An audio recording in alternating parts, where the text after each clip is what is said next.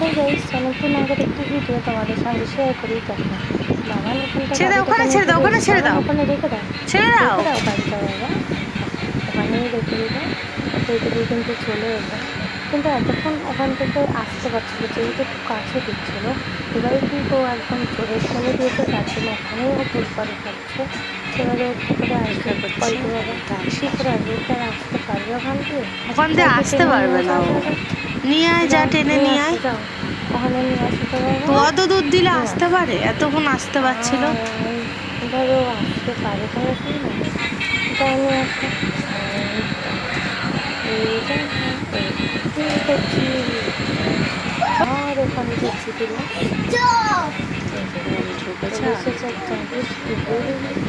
নিয়ে আয়, নিয়ে আয়, ওকে বের করে নিয়ে আয়।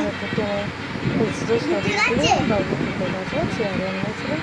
এবার কিন্তু ওকে টেনে হিঁচড়ে বের করে আনছি। আবার কাজে দেখছি কাজে টাকা নিয়ে খেতে পুজো করা শুরু হয়ে গেছে।